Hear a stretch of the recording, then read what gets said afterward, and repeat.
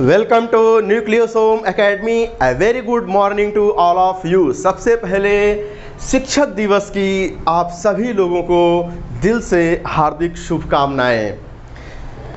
सभी लोग कुछ ना कुछ सबको सिखाते हैं। ऐसा मत सोचिए कि यहाँ पर हमने रिस्ट्रिक्शन एंडोन्यूक्लियेज आपको बता दिया, गाइरेज बता दिया, लाइगेज तो हम ही आपको सिखा रहे हैं, बढ़ के सिखाने वाले हो गए हैं। ठीक है, तो जो है लाइफ में सब कोई बंदा अपने आप में यूनिक होता है।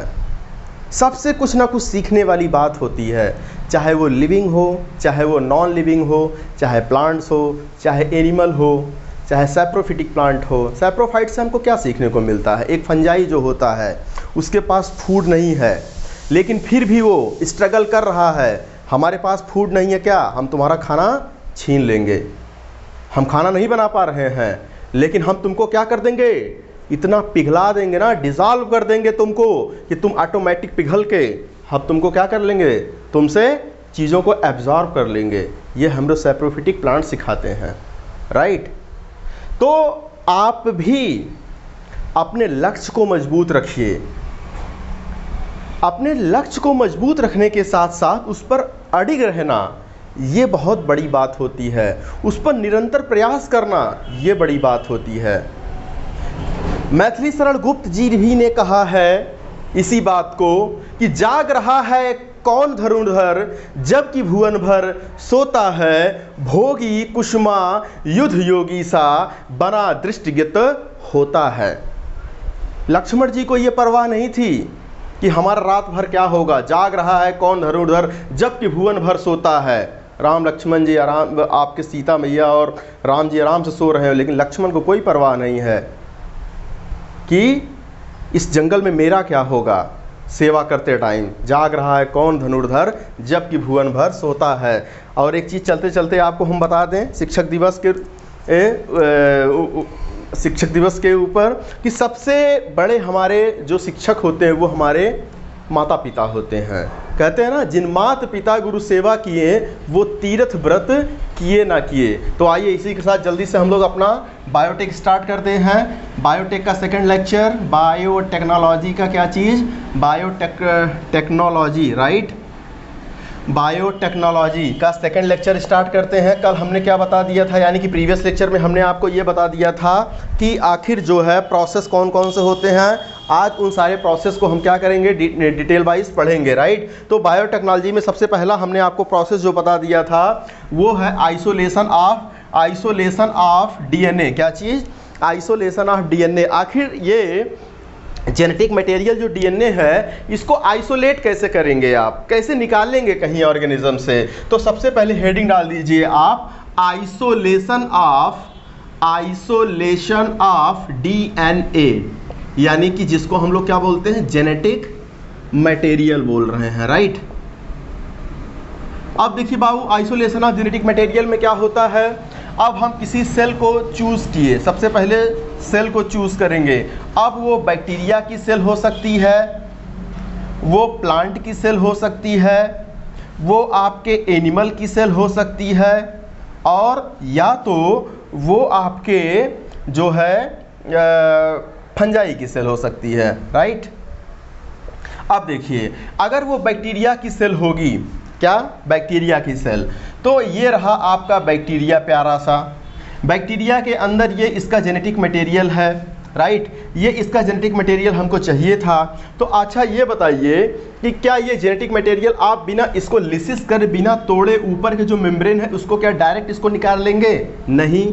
यहाँ तक कि ये तो आपको दिखाई भी नहीं दे रहा है। लैब वर्क करते समय इतना इन सब चीज़ों को सेंसिटिवली किया जाता है कि कोई भी पैथोजन बाहर से ना जा पाए, नहीं तो सारा का सारा आपका पानी चौपट हो जाएगा। यानी कि आप जो भी काम कर रहे हैं अंधेरे में कर रहे हैं, खाली प्रेडिक्शन कर रहे हैं आप कि हाँ अगर हम आज किए तो कल हमको रिजल्ट मिलेगा, राइट? तो फिर हम लोग क्या करते हैं, बैक्टीरिया के केस में इस सेल वॉल को लिसिस करने के लिए बाबू इसमें हम लोग डाल देते हैं लाइसोजाइम। क्या डाल देते हैं? लाइसोजाइम। लाइसोजाइम क्या होता है? एक एंजाइम होता है, और आपको भी पता है लाइसोजाइम कहीं और आया है, लाइसोजाइम हमारे सलाइवा में भी पाया जाता है। इसीलिए कहते हैं जब हम लोग खाना खाते हैं या खाना खाना चाहिए तो बहुत अच्छे से उसको च्विक करके खाना चाहिए, च्विंग करके खाना चाहिए, ठीक है, यानी कि बहुत अच्छे से उसको कूच के खाना चाहिए, ताकि जितना कूचेंगे उतना ही उसमें सलाइवा मिलेगा। और हमारे सलाइवा में होता है लाइसोजाइम, जो कि एक एंजाइम होता है, हमारे कहाँ से निकलता है, हमारे ग्लैंड से निकलता है, स्पेशली पैरोटिड ग्लैंड से निकलता है ये लाइसोजाइम। ये लाइसोजाइम क्या करता है, बैक्टीरिया को क्या कर देता है, ऊपर की कवरिंग को किल कर देता है, राइट। इसीलिए हमने लैब में लाइसोजाइम एंजाइम का यूज़ करके क्या करेंगे, इसके ऊपर के इस कवरिंग को क्या कर देंगे, हटा देंगे। जैसे ही कवरिंग को हटाएंगे वैसे ही हमको क्या मिल जाएगा, इसका जेनेटिक मटेरियल, बाकी सब खत्म हो जाएगा। तो बैक्टीरिया के केस में क्या यूज़ किया जाता है, लाइसोजाइम। अब आता है प्लांट का नंबर। अच्छा ये बताइए कि ये जो प्लांट होते हैं इनके ऊपर सेल वॉल होता है, देन सेल मेम्ब्रेन होता है, यानी कि सबसे पहले ज़रूरी चीज़ है कि इस सेल वॉल को ख़त्म करो, जो ये हार्ड सेल वॉल है इसको ख़त्म करो, इसका ये जेनेटिक मटेरियल है। तो इस हार्ड सेल वॉल को ख़त्म करने के लिए हम लोग, क्योंकि ये सेलुलोज का बना होता है, इसीलिए इससे रिलेटेड एंजाइम हम लोग लेंगे cellulase enzyme, right. Cellulase enzyme क्या करेगा बाबू, इस सेल वॉल को धीरे धीरे गला देगा, क्या कर देगा, इसको ये देखिए इसको डाइजेस्ट कर देगा, ठीक है।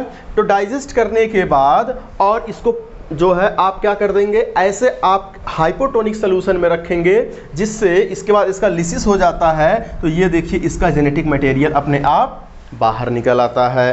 अब एनिमल के केस में क्या यूज़ करेंगे, एनिमल के केस में तो खाली और खाली क्या पाया जाता है, सिंपली आपका सेल मेम्ब्रेन पाया जाता है।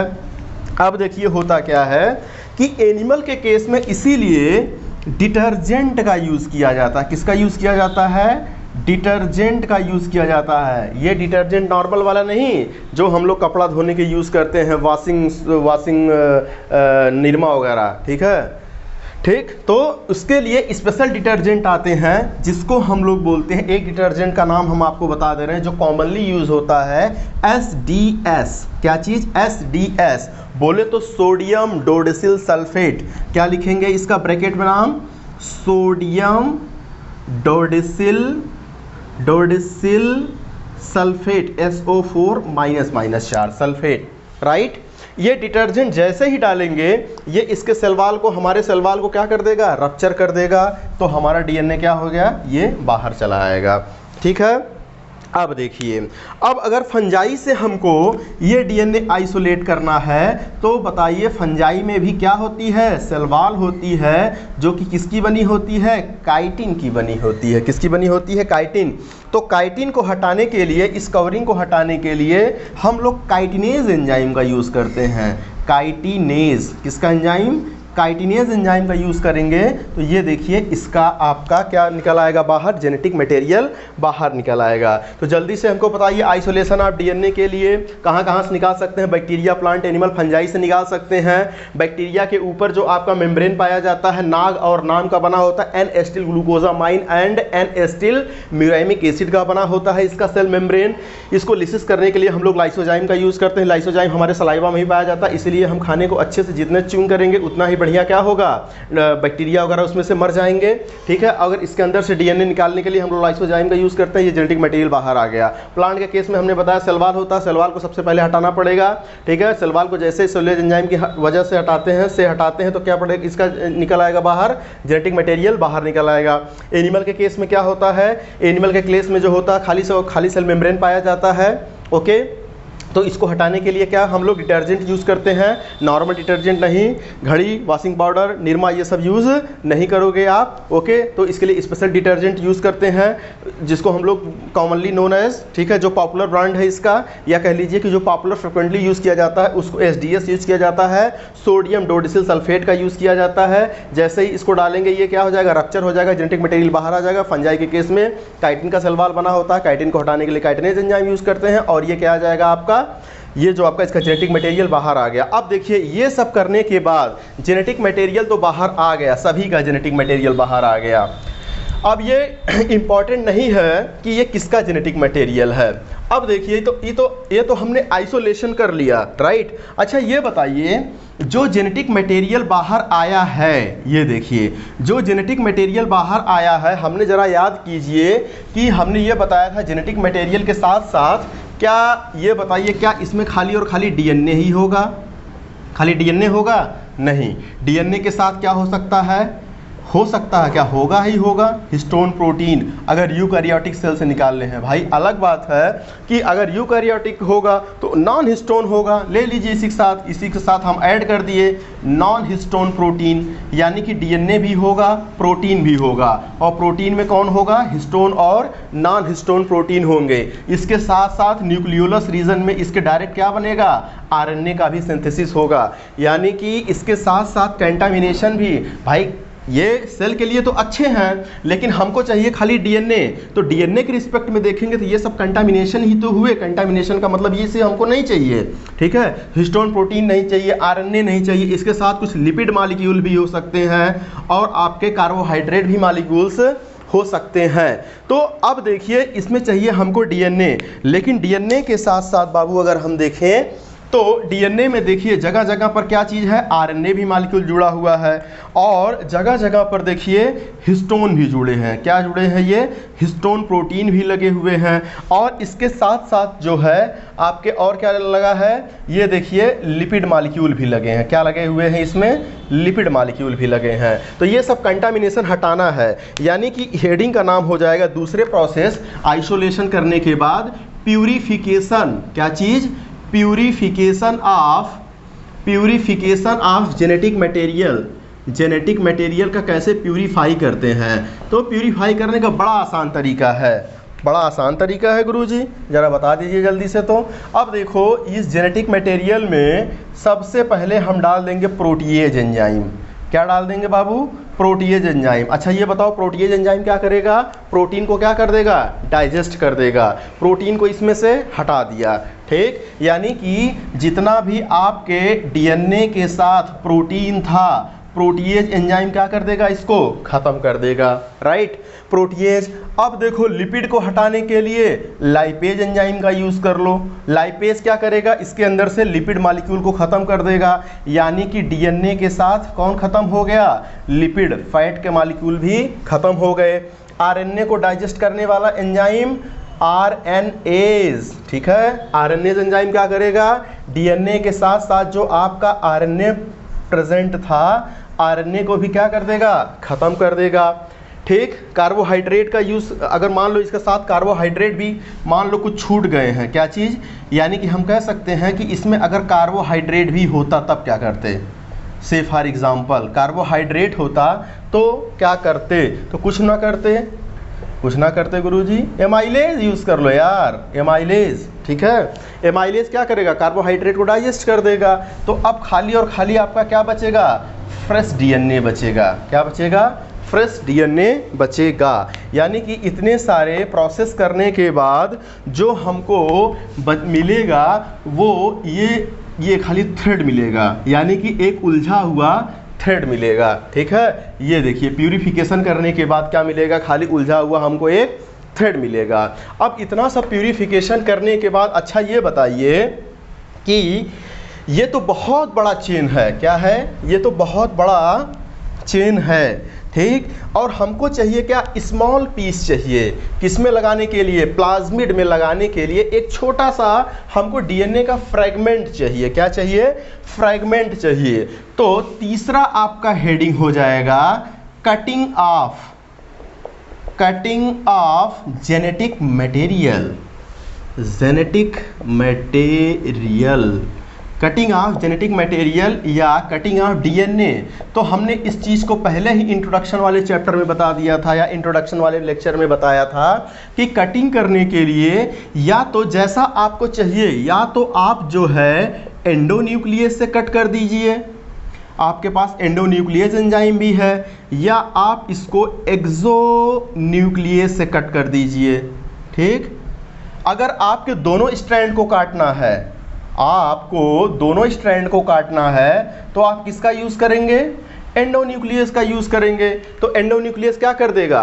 इनके दोनों स्ट्रैंड को क्या कर देगा? काट के हटा देगा। ये देखिए दोनों स्ट्रैंड को फ्रेगमेंट कर दिया। अगर एक स्ट्रैंड को खाली ब्रेक करना है आपको तो किसका यूज़ कर लीजिए आप एक्सोन्यूक्लियस का यूज़ कर लीजिए। तो जनरली हम लोग क्या करते हैं, दोनों स्ट्रैंड को हमें काटने की ज़रूरत पड़ती है तो जनरली हम लोग एंडोन्यूक्लियस का ही यूज़ करते हैं। ये देखिए डीएनए है अगर, तो इसके छोटे छोटे फ्रैगमेंट बनाने के लिए किसका यूज़ किया जाता है, एंडोन्यूक्लियस का यूज़ किया जाता है। और हम बाबू आपको बताएं, अब तक जो है, क्या ध्यान से सुनिएगा, अब तक जो है 900 कितना 900 लगभग जो है 900 रिस्ट्रक्शन एंडोन्यूक्लियस की खोज हो चुकी है। कितना 900, यहाँ पर लिखेंगे हम लोग नंबर 900 रिस्ट्रक्शन एंडोन्यूक्लियस जो हैं अब तक खोजे जा चुके हैं। ठीक है, कितना खोजे जा चुके हैं 900, तो यहाँ पर लिखिए 900 रिस्ट्रक्शन, ठीक है, रिस्ट्रक्शन एंडोन्यूक्लियस अब तक जो है खोजे जा चुके हैं। अच्छा, रिस्ट्रक्शन एंडोन्यूक्लियस बताइए खोजा कहाँ से जाता है या आइसोलेट कहाँ से किया जाता है, जल्दी से बता दीजिए। तो हमने बताया था कि स्टैनले कोहेन और हर्बर्ट बॉयर ने, ठीक है, स्पेशली किसने, हर्बर्ट बॉयर ने देखा कि आपके जो बैक्टीरिया था, बैक्टीरियोफेज के डीएनए को कट करने के लिए वो अपने अंदर से एंजाइम निकालता था, उसी को हम लोग बोलते थे रिस्ट्रक्शन एंडोन्यूक्लियस या सिंपली एंडोन्यूक्लियस बोलते थे। तो ऑब्वियस सी बात है कि एंडोन्यूक्लियस कहाँ से निकाले गए होंगे, बैक्टीरिया से निकाले गए होंगे, राइट, बैक्टीरिया से निकाले गए होंगे। और कितने टोटल अब तक कितने अलग अलग तरीके के खोजे जा चुके हैं, 900 तरीके के खोजे जा चुके हैं। कितने बैक्टीरिया से, 230 टाइप के बैक्टीरिया से, ठीक है, यानी कि 230 टाइप बैक्टीरिया से 900 रिस्ट्रक्शन एंडोन्यूक्लियस खोजे जा चुके हैं। इससे क्या आपको अनुमान लग रहा है, इससे आप ये अनुमान लगा रहे हो कि इसका मतलब एक बैक्टीरिया अपने अंदर से एक ही तरीके का रिस्ट्रक्शन एंडोन्यूक्लियस नहीं निकालता। अगर वो एक ही तरीके का निकाला होता तो 230 से खाली 230 रिस्ट्रक्शन एंडोन्यूक्लियस निकलते।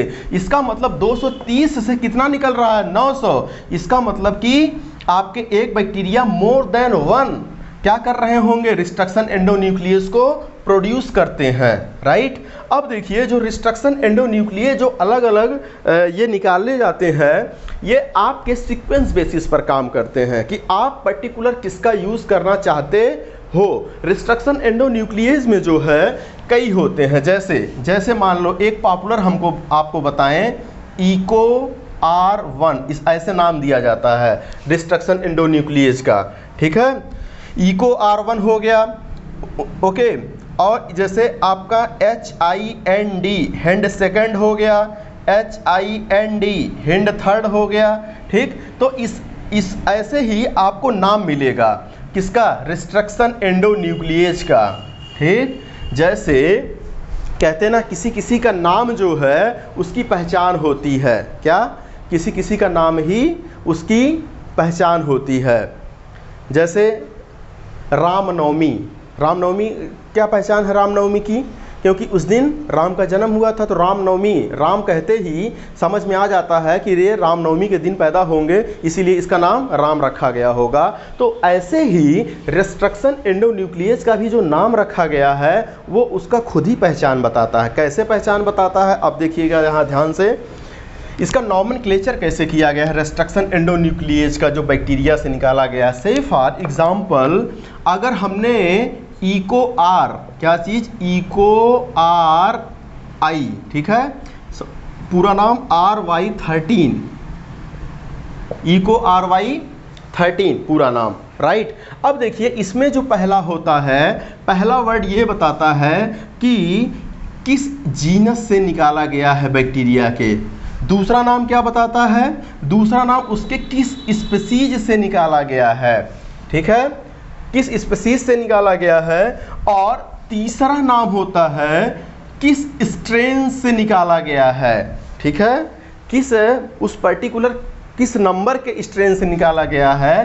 तो ये नंबर ऑफ स्ट्रेन शो करता है। तो पहला जीनस, दूसरा स्पीसीज, तीसरा नंबर ऑफ स्ट्रेन शो होता है, ठीक है। तो इको RY अगर हम 13 में देखेंगे तो ई फॉर क्या हो गया, एस्चेरिसिया, क्या हो गया, एस्चेरिसिया, CO फॉर कोलाई, यानी कि इसका अपना पहचान दे रहा है कि भाई हम EcoRY13 हैं, इसका मतलब हमको एस्चेरिचिया कोलाई से निकाला गया है। एक्चुअली में क्या, रिस्ट्रक्शन एंडोन्यूक्लियस एंजाइम है ना, डीएनए को कट करने वाला, कहाँ से निकाला गया है, एस्चेरिचिया कोलाई से निकाला गया है। और किस नंबर के स्ट्रेन से निकाला गया है, RY13, यानी कि 13वें नंबर के स्ट्रेन से निकाला गया है। इसका मतलब कि अभी हमने आपको बताया कि एक बैक्टीरिया से बहुत सारे रिस्ट्रक्शन एंडोन्यूक्लियस निकलते हैं, तो ये 13वें नंबर का स्ट्रेन है, ठीक है, 13वें नंबर का स्ट्रेन से निकाला गया, इसीलिए 13 लास्ट में लगा देते हैं। तो ये है EcoRY13, राइट। इसी तरीके से देखिए, सबसे पहला जो खोजा गया था आपका रिस्ट्रक्शन एंडोन्यूक्लियस, लिख लीजिए, फर्स्ट जो है आपका रिस्ट्रिक्शन एंडोन्यूक्लियस जो लैब में खोजा गया था, उसका नाम था हिंड सेकेंड। क्या नाम था, हिंड सेकेंड। तो हिंड सेकेंड का मतलब ये हीमोफिलस इन्फ्लुएंजी से निकाला गया था, H फॉर हीमोफिलस, हीमोफिलस, ठीक है, IN फॉर इन्फ्लुएंजी, ठीक है। हीमोफिलस इन्फ्लुएंजी से इन्फ्लुएंजा नहीं होता, हीमोफिलस इन्फ्लुएंजी से न्यूमोनिया होता है, राइट। आपके इन्फ्लुएंजा किससे होता है, वायरल डिजीज होता है, ठीक है। जैसे नाम लग रहता है कि ऑप्शन में पहले टिक दिया, आपका इन्फ्लुएंजा किससे होता है, पहले हीमोफिलस इन्फ्लुएंजी आप पहले ही ऑप्शन में रख दिया, निपट गए वहीं पर, ठीक है। और लास्ट में क्या रखेगा, वो आपके वायरल डिजीज रख देगा। तो हिंड सेकंड जो है ये दूसरे नंबर के स्ट्रेन से निकाला गया, इसीलिए हिंड सेकंड रख दिया गया। और ये पहला रिस्ट्रक्शन एंडोन्यूक्लियस लैब में खोजा गया था, कहाँ से, हीमोफिलस इन्फ्लुएंजी से सेकंड नंबर वाले स्ट्रेन से खोजा गया था। तो इस तरीके से जो है आप रिस्ट्रक्शन एंडोन्यूक्लियस का नॉमेनक्लेचर किया जाता है। और रिस्ट्रक्शन एंडोन्यूक्लियस क्या करते हैं, ये डीएनए को काट देते हैं, काटने के बाद वो 2 शार्प एंड प्रोड्यूस करते हैं, जिसको हम लोग बोलते हैं स्टिकी एंड। क्या बोलते हैं, स्टिकी एंड।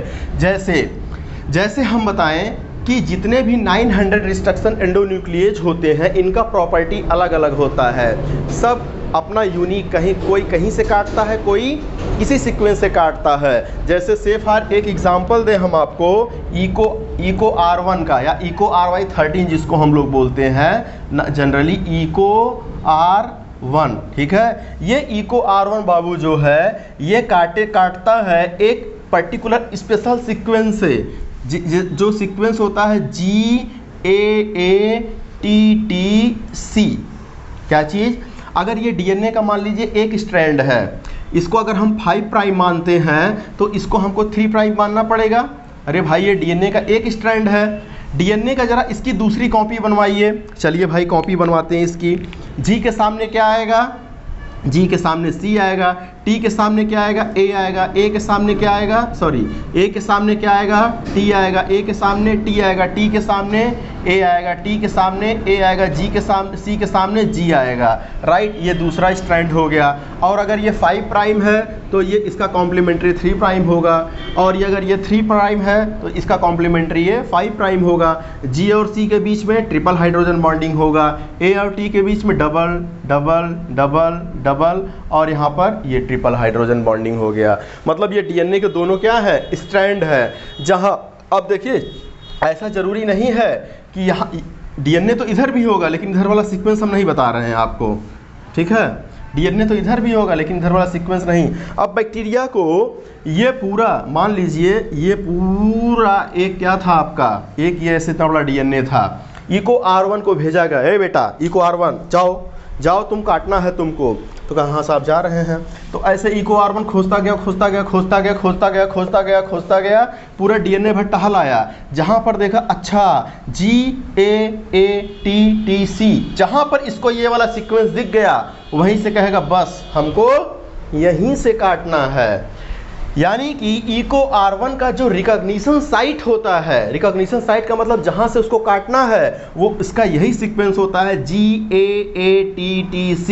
इसी तरीके से जितने भी आपके 900 रिस्ट्रक्शन एंडोन्यूक्लियेज होते हैं, सबका अलग अलग स्पेसिफिक साइट होता है। हमने एक एग्जांपल दिया इको R1। अब देखिए क्या होता है, इको R1 वहां से काटेगा जहां पर GAATTC होगा, इधर से भी देखिए GATTTC है। अच्छा, ऐसा सीक्वेंस जिसका 5 प्राइम भी वही नाम होता है GAATTC, और 5 प्राइम से 3 प्राइम उल्टे डायरेक्शन में भी GAATTC, मतलब इधर से चल रहे हैं तब भी आपको वही नाम मिल रहा है, और उल्टे डायरेक्शन में आ रहे हैं तब भी वही नाम मिल रहा है। ऐसे सीक्वेंस को बोलते हैं पैलिंड्रियनिक सीक्वेंस। क्या बोलते हैं बायोटेक्नोलॉजी में? पैलिंड्रियनिक सीक्वेंस, पैलिंड्रियनिक। तो ये कई बार क्वेश्चन पूछा गया है, व्हाट इज पैलिंड्रियनिक सीक्वेंस।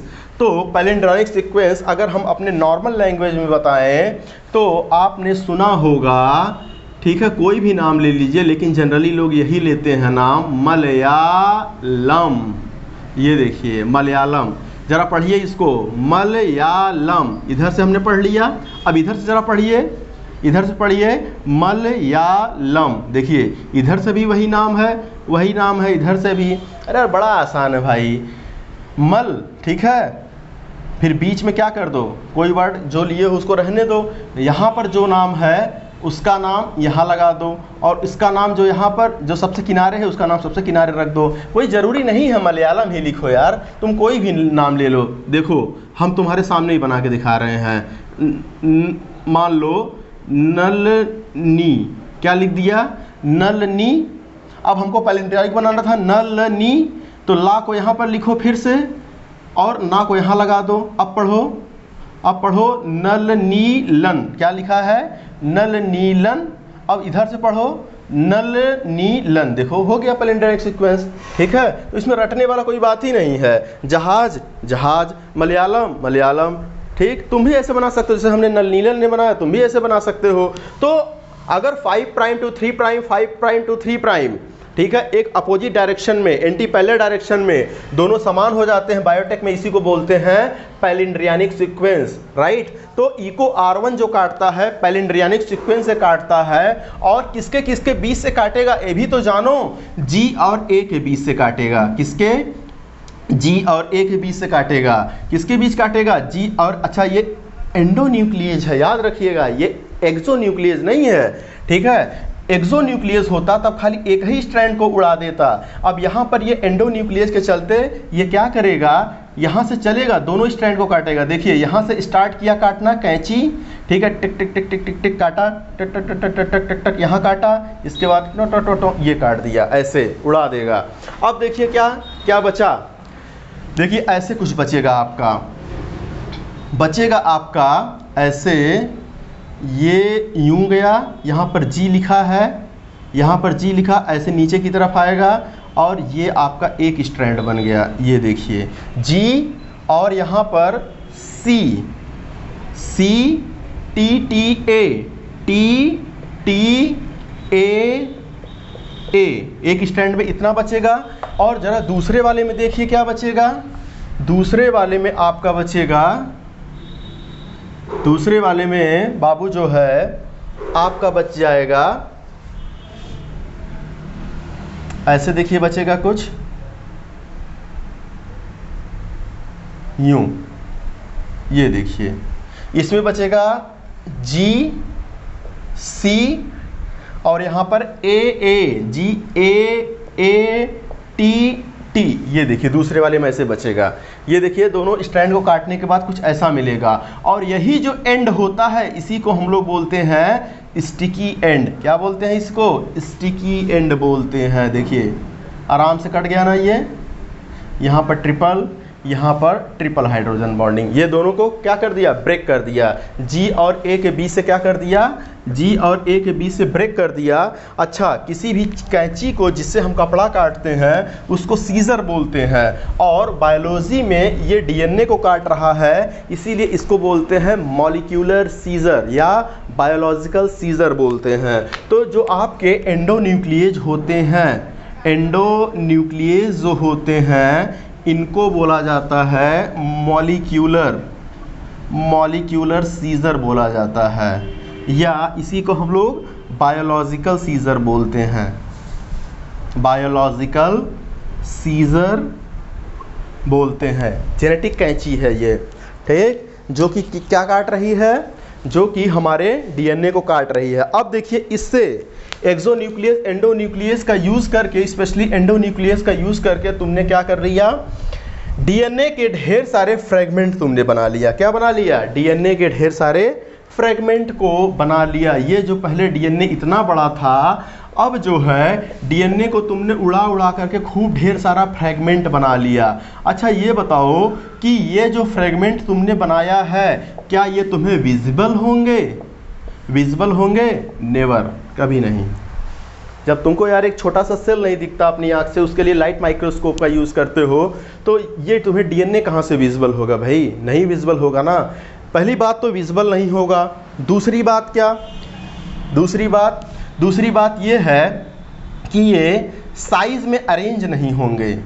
रैंडम काटा है ना, साइज में अरेंजमेंट इनका नहीं होगा, राइट। अब देखिए साइज में अरेंजमेंट, साइज का क्यों हमको ज़रूरत पड़ा?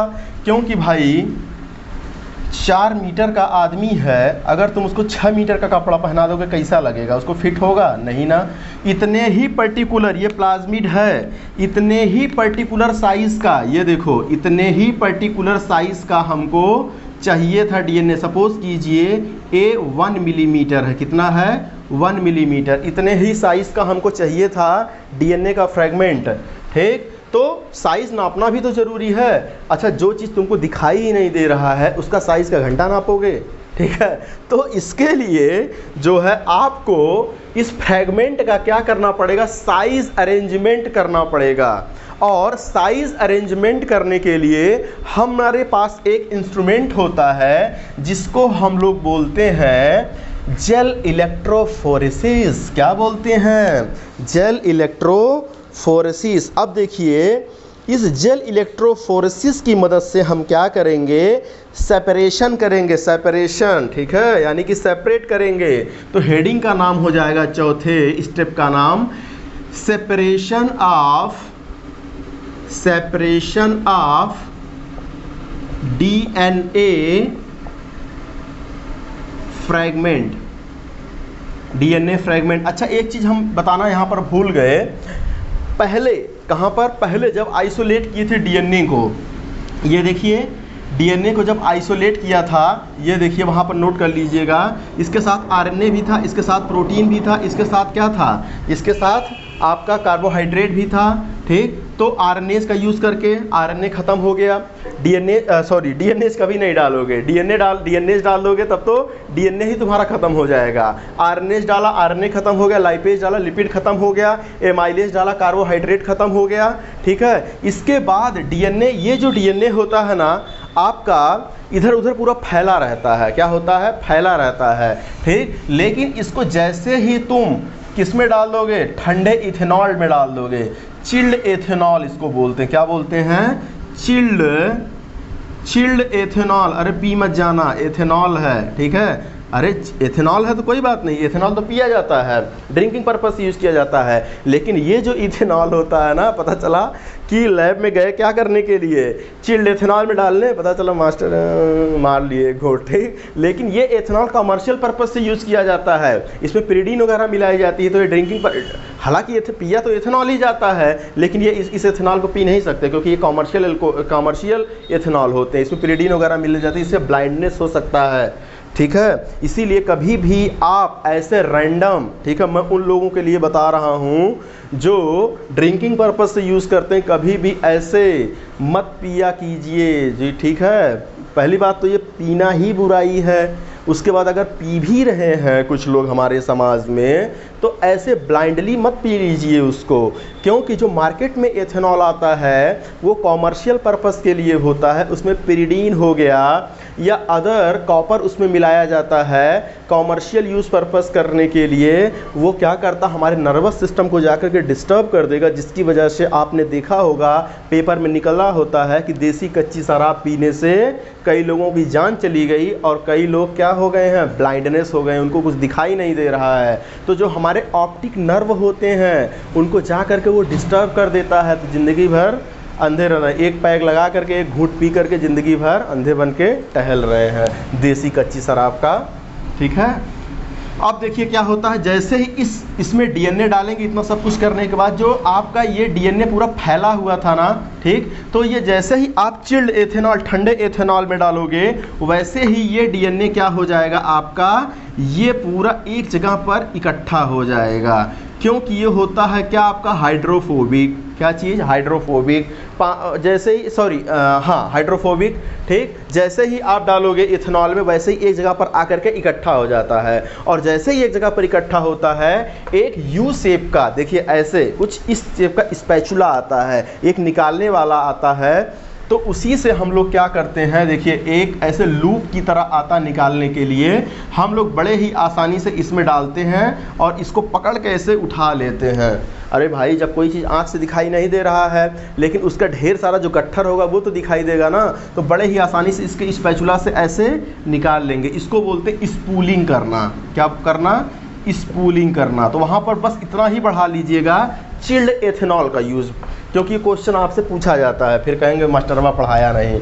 ठीक है, तो वहाँ पर बढ़ा लीजिए। देखिए सेपरेशन ऑफ डीएनए फ्रैगमेंट, अगर हम जो है सेपरेशन कर रहे हैं डीएनए फ्रैगमेंट का, तो कैसे डीएनए फ्रैगमेंट का सेपरेशन करेंगे, देखिए उसके लिए हमारे पास होता है जेल इलेक्ट्रोफोरेसिस, प्रोसेस का नाम होता है जेल इलेक्ट्रोफोरेसिस, राइट। अब इसका नाम जेल क्यों पड़ा, क्योंकि देखिए डीएनए को हमको तैराना है, किसी चीज़ पर साइज अरेंज करनी है। तो ये बताइए कि क्या सूखी ज़मीन पर तैराकी हो सकती है, उसके लिए हमको क्या चाहिए, एक मीडियम चाहिए। क्या चाहिए, एक मीडियम चाहिए, पानी चाहिए। तो पानी में ही तो आप तैर सकते हो। तो यहाँ पर जो डीएनए को हम तैराएंगे वो एक जेल में तैराएंगे, उस पर्टिकुलर जेल का नाम होता है एगारोज जेल।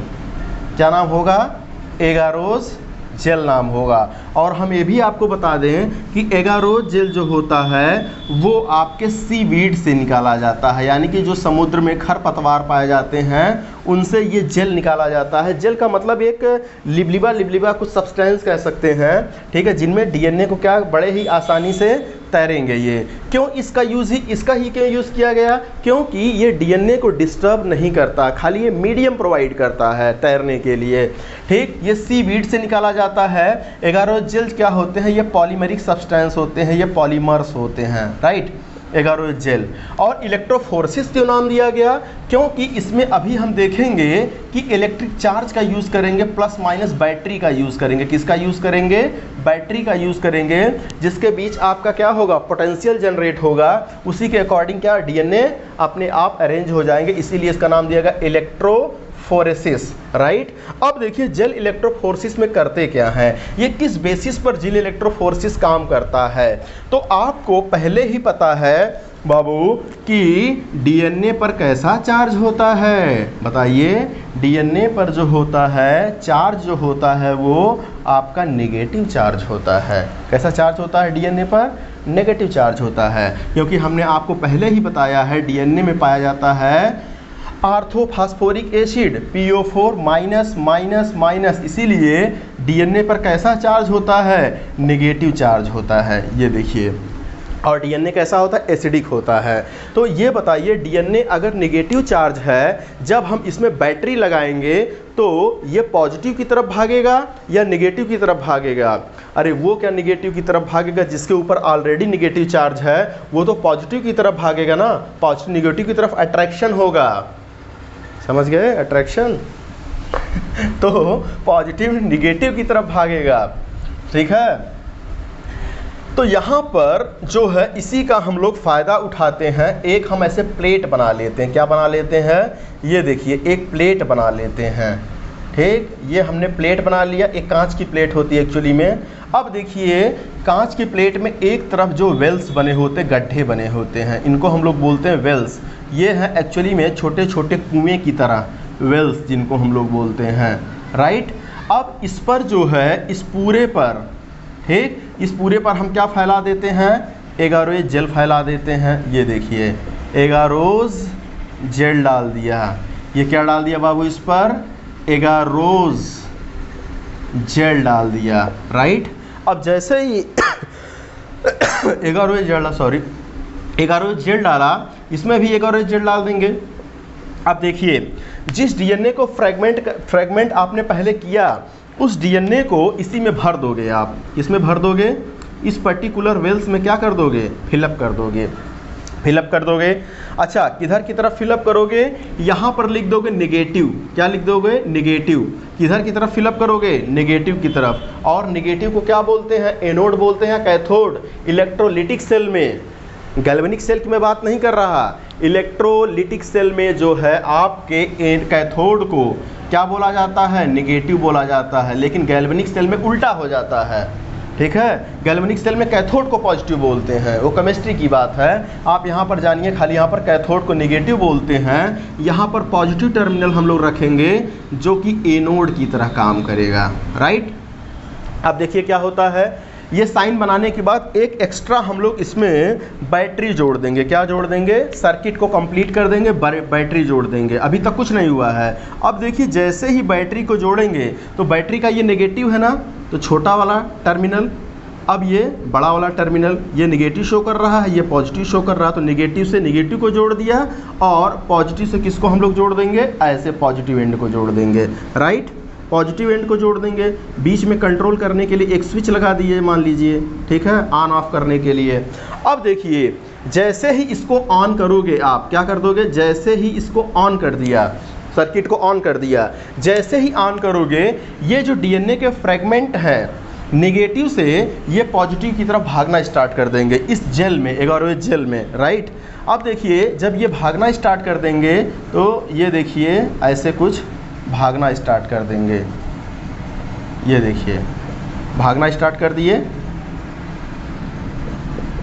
ये देखिए ये ऐसे ही भागना स्टार्ट कर दिए, राइट। अच्छा, ये बताइए, जब ये भागना स्टार्ट कर देंगे, आप खुद बताइए कि आप तेज़ दौड़ेंगे कि मैं तेज़ दौड़ूंगा, ठीक है। आप हैं जो है 55 किलो के, मैं हूँ जो है 1 कुंटल के ऊपर वाला ठीक है, 1 कुंटल का नहीं, ठीक। लेकिन मैं जो है, मैं भारी हूँ, मैं फैटी हूँ, ठीक है, मैं मोटा हूँ, तो मैं जो है कम दौड़ पाऊँगा आपकी अपेक्षा, राइट। तो होगा क्या, जो भारी वाला होगा, जहाँ से दौड़ा शुरुआत हो, जो भारी वाला होगा वो इधर ही कहीं रह जाएगा, इधर रह जाएगा, इधर की तरफ रह जाएगा। लेकिन जो हल्के पार्टिकल होंगे, छोटे वाले होंगे, वो किधर की तरफ भाग के चले जाएंगे, एनोड की तरफ जल्दी जल्दी भाग के चले जाएंगे, ठीक है। तो अच्छा, आप बताइए, आप क्वेश्चन पूछा जाता है कि डीएनए की किस प्रॉपर्टी का फ़ायदा हम लोग जेल इलेक्ट्रोफोरेसिस में उठाते हैं, तो डीएनए के नेगेटिव होने का फ़ायदा हम लोग जेल इलेक्ट्रोफोरेसिस में उठाते हैं, राइट। ये तो पहला क्वेश्चन हो गया। दूसरा, अगर मान लीजिए जेल इलेक्ट्रोफोरेसिस को स्टार्ट करते हैं तो डीएनए को नेगेटिव साइड पर रखते हैं कि पॉजिटिव साइड पर, नेगेटिव साइड पर रखते हैं। कहाँ पे रखते हैं, इन वेल्स में रखते हैं, कुएं में रखते हैं, छोटे छोटे गड्ढे बने होते हैं, राइट। अब अगर जैसे ही आपका स्विच ओपन करते हैं, कैथोड से एनोड की तरफ जाएगा कि एनोड से कैथोड की तरफ जाएगा, तो कैसे जा रहा है, कैथोड से एनोड की तरफ जाएगा, माइनस से प्लस की तरफ मूव करेगा, साइज अरेंजमेंट हो जाएगा। अच्छा, आप ये बताइए कि इतना सब कुछ करने के बाद, क्या चीज़, इतना सब कुछ करने के बाद क्या अभी भी डीएनए हमको दिखाई देगा? अभी भी हमको डीएनए नहीं दिखने वाला, इतना सब कुछ करने के बाद भी। तो हम क्या करते हैं, ये सब ताम झाम यहाँ से हटाते हैं, ठीक है। ताम झाम हमने हटा दिया, इस पर्टिकुलर प्लेट को ले लिया। किसको ले लिया, इस पर्टिकुलर प्लेट को ले लिया। अब देखिए, इस पर्टिकुलर प्लेट पर डीएनए फ्रेगमेंट हमको नहीं दिखाई देगा। और अच्छा, यहाँ से हमको पहले ही मालूम, यहाँ पे पहले ही लिखा होता है कि अगर इस लाइन पर पर्टिकुलर कोई डीएनए है तो कितने साइज़ का होगा, इस पर्टिकुलर लाइन पर जो डीएनए कितने साइज़ का होगा, इस पर्टिकुलर लाइन पर जो डीएनए है वो जो है कितने साइज़ के होंगे, यहाँ पर वो ऑलरेडी वो सब चीज़ें मेंशन होती हैं। अब देखिए, ये पर्टिकुलर हमने प्लेट ले लिया, ठीक है। अब विजिबल कैसे होगा, देखिएगा, ये पर्टिकुलर हमने प्लेट ले लिया जिस पर जेल इलेक्ट्रोफोरेसिस करवाया था, ठीक है। तो इस पर मान लीजिए ये डीएनए फ्रेगमेंट हैं, लेकिन सपोज कीजिए ये हमको विजिबल नहीं हो रहे हैं, दिखाई नहीं दे रहे हैं, तो हम करते क्या हैं, ये एगारोज जेल इस पर पहले से ही है, देखिए एगारोज जेल पहले से ही है, तो हम इस पर देखते कैसे हैं, तो इसमें हम थोड़ा सा डाल देते हैं इथिडियम ब्रोमाइड। क्या डाल देते हैं, इथिडियम इथीडियम ब्रोमाइड डाल देते हैं, ब्रोमीन का कंपाउंड, ठीक है, इथीडियम ब्रोमाइड, राइट। अब इथीडियम ब्रोमाइड देखिए क्या होता है, इथीडियम ब्रोमाइड होता है इंटरकैलेटिंग एजेंट, इंटरकैलेटिंग या चिलेटिंग बोल दीजिए, इंटरकैलेटिंग या इंटरचिलेटिंग, ठीक है, कंपाउंड होता है। ये क्या करता है बाबू, इंटरकैलेटिंग एजेंट जो होता है ये डीएनए के बीच में, देखिए ये डीएनए का छोटा सा अगर फ्रेगमेंट रहा होगा तो इस डीएनए के अंदर जो होगा ये जा करके ऐसे, ये देखिए डीएनए के अंदर जो है इंटरकैलेट कर जाएगा, डीएनए के अंदर जाके बंध जाएगा ये, राइट। और इसकी एक प्रॉपर्टी और जान लीजिए कि इथीडियम ब्रोमाइड, अगर जैसे मान लीजिए इथीडियम ब्रोमाइड था, इस पर अगर अल्ट्रावायलेट रेडिएशन डालोगे तो ये ऑरेंज कलर का आपको दिखता है इथीडियम ब्रोमाइड। तो इसी प्रॉपर्टी को, इथीडियम ब्रोमाइड के इसी प्रॉपर्टी को हम लोगों ने फ़ायदा उठाया। एक तो ये डीएनए के साथ इंटरकैलेट कर जाता है, ये देखिए डीएनए के साथ बंध गया, और जब इस पर आप अल्ट्रावायलेट रेडिएशन डालोगे तो जहाँ जहाँ से इथीडियम ब्रोमाइड का ऑरेंज कलर का बैंड दिखेगा हम समझ जाएंगे बस बस बस बस यही डीएनए है भाई। जैसे मान लो हम नहीं दिखाई दे रहे हैं, ठीक है, हमको आप नहीं देख पा रहे हो, लेकिन एक ऐसा सब्सटेंस है जिस पर आप लाइट जला रहे हो तो वो चमक रहा है, तो आप रात में हमको क्या करोगे, हम गलती से पकड़ा गए एक बार तो आप हमको क्या करोगे, उस सब्सटेंस को हमारे टकले पर पोत दोगे, ठीक है। यानी कि टकले पर पोतने का मतलब कि आप हमको इंडिकेट कर दिए, मार्क कर दिए। इसका मतलब अगर हम नहीं भी दिखाई देंगे, आप टार्च जलाओगे, जहाँ पर चमकता हुआ दिखाई देगा आप समझ जाओगे कि ये आदमी यहीं पर खड़ा है, जबकि हम आपको विजिबल नहीं होंगे लेकिन आपको ज़रूर ये चीज़ पता चल जाएगा कि ये आदमी यही है। तो उसी फ़ायदा इथीडियम ब्रोमाइड का, उसी का हम लोगों ने फ़ायदा उठाया। इथीडियम ब्रोमाइड इसमें डाल दिया, इंटरकैलेट कर गया। अब देखिए क्या करते हैं, इस पर बाबू अल्ट्रावायलेट रेडिएशन डालते हैं। क्या डालते हैं, अल्ट्रावायलेट रेडिएशन डालते हैं, यूवी रेडिएशन। और जैसे ही आप यूवी रेडिएशन डालेंगे, जहाँ जहाँ पर डीएनए होगा, क्या चीज़, जहाँ जहाँ पर डीएनए होगा आपको वहाँ पर ऑरेंज कलर का बैंड दिखाई देगा।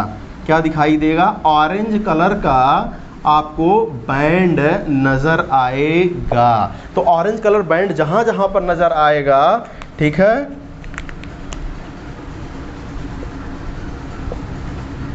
ठीक, ये ऑरेंज कलर के बैंड आपको जहाँ जहाँ नज़र आएंगे समझ जाएंगे कि यही डीएनए है। तो क्या कह रहा है ये, जानम देख लो मिट गई दूरियां, दिखाई तो नहीं दे रहे हैं लेकिन फिर भी क्या करो, फील करो, ओके। तो अब देखिए जहाँ जहाँ पर ये ऑरेंज कलर के बैंड दिखाई दे रहे हैं ये आपका डीएनए फ्रेगमेंट है। अब हम क्या करते हैं, जो हमको पर्टिकुलर साइज चाहिए, अब आप बताइए, ये एनोड आपका कैथोड था, सॉरी ये कैथोड था माइनस वाला, ये प्लस वाला एनोड था। कैथोड के पास, एनोड के पास हैवी वाले मिलेंगे और एनोड के पास क्या, हल्के वाले मिलेंगे, लाइट वाले मिलेंगे, जिनका मॉलिक्यूलर वेट कम होगा। अब जो साइज चाहिए आप यहाँ से चिमटी से क्या कर लीजिए, ऐसे उठा लीजिए। जैसे हमको सपोज करो ये इतना साइज का चाहिए था डीएनए, तो इस साइज को हम उठा लेंगे। ये देखिए यहाँ से उठा करके दूसरी जगह इसको हम रख लेंगे क्योंकि हमें यही साइज चाहिए था। और यहाँ से उठाना, दूसरी साइज पे रखना, इसी प्रोसेस को बोलते हैं एल्यूशन। क्या बोलते हैं, इल्यूट करना, इल्यूशन बोलते हैं, ठीक है, इल्यूजन बोलते हैं, राइट, इल्यूशन। तो ये हमारा हो गया डिज़ायरेबल डीएनए, ठीक है। अब इस डिज़ायरेबल डीएनए की, अच्छा एक ही जगह पर हमको लगाना है, नहीं, ये तो एक मिला, इसी को हमको 100 लोगों में लगाना है। तो इसका हमको क्या करना पड़ेगा, जिरॉक्स कराना पड़ेगा। अरे भाई एक हमारे पास अगर पेपर है, हमको 100 लोगों को बांटना है तो क्या करोगे, जिरॉक्स कॉपी ही तो बांटोगे उसको, फोटो कॉपी करा करके। तो वैसे ही इसका पर्टिकुलर फोटो कॉपी कराएंगे, और फोटो कॉपी कराने को बायोटेक्नोलॉजी बोलते हैं एम्प्लीफिकेशन करना। तो इसका पर्टिकुलर अब जा करके बाबू हम लोग क्या कराएंगे, इसका एम्प्लीफिकेशन करवाएंगे। एम्प्लीफिकेशन दो तरीके से हो सकता है, इन वीवो करवा सकते हो और इन विट्रो करवा सकते हो। इन वीवो बैक्टीरिया के अंदर कराया जाता है और इन विट्रो पीसीआर में कराया जाता है। अब ये चीज़ यहाँ से एम्प्लीफिकेशन से हम लोग नेक्स्ट लेक्चर में देखेंगे। होप कि आपको बहुत मज़ा आया होगा। ठीक है, शिक्षक दिवस की एक बार फिर से आप लोगों की शुभकामनाएं। ताबड़तोड़ मेहनत कीजिए, देखिए कैसे सफलताएं नहीं मिलती है, एकदम ठान लीजिए। ठीक है, दिखा दीजिए। जेब में पैसे नहीं रहेंगे ना तो आपके पड़ोसी, ठीक, और आपके रिलेटिव भी पहचानने से इनकार कर देंगे। ठीक है, तो जुट जाइए, अभी भी टाइम है। संघर्ष कीजिए, स्ट्रगल कीजिए। हम भी कर रहे हैं आपके साथ, आप भी कीजिए। Okay, thank you.